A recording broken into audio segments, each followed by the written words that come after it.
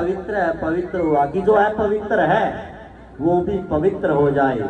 सर्वे व संग गतो पिवा, चाहे वो किसी भी अवस्था के अंदर हो। यह समृत पुंडरीकाक्षम, कि उस पुंडरीक शब्द का उच्चारण करने से छह बाह्या अभ्यंतर है शुचि, कि अंदर और बाहर दोनों की शुद्धि हो जाती है।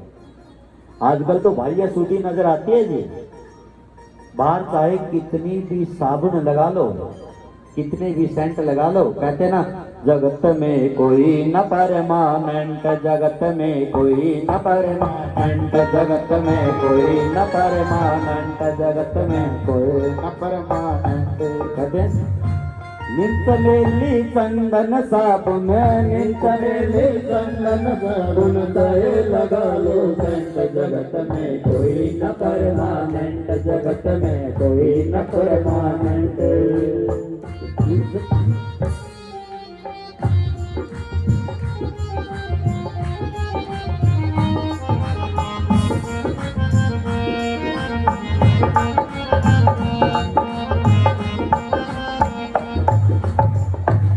देखिए, चाहे कोई जर्नल हो, चाहे कोई डायर हो या कोई लेफ्टिनेंट हो, कहते कि जर्नल डायर चाहे हो कोई, चाहे हो लेफ्टिनेंट, जगत में कोई न परमानेंट, जगत में कोई न परमानेंट। और जो अंत में होता है कि अंत समय में उड़ जाएंगे, अंत समय में उड़ जाएंगे तेरे तंबू टेंट, जगत में कोई न परमानेंट, जगत में कोई न परमानेंट।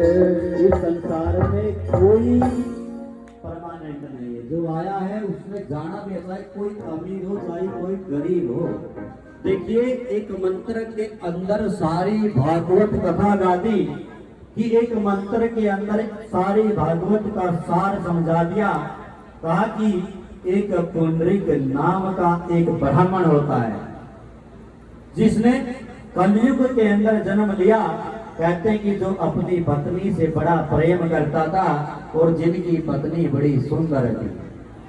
अब दिन भर अपनी पत्नी के पीछे पीछे घूमता रहता।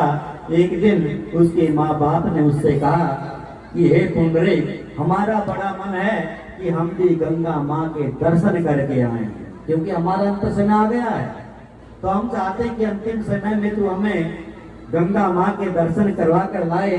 तो उसने अपने पत्नी से कहा, तो कहते हैं कि उसकी पत्नी ने कहा कि कोई बात नहीं, मैं भी आपके साथ में चलती हूँ।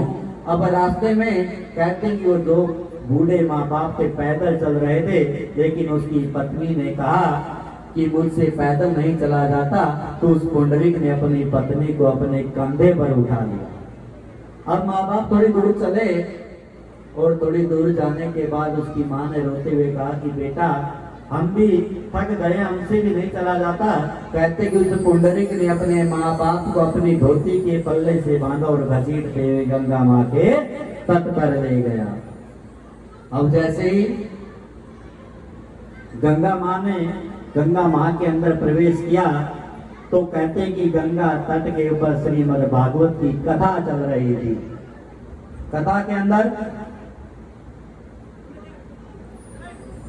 अंदर बड़ा सुंदर प्रसंग था। और कहते हैं कि आज मेरे महादेव, उस कथा के अंदर प्रसंग था कि किस प्रकार महादेव और माँ पार्वती उस गंगा तट के ऊपर वो पावन पवित्र उस कथा को सुनने के लिए आ रहे।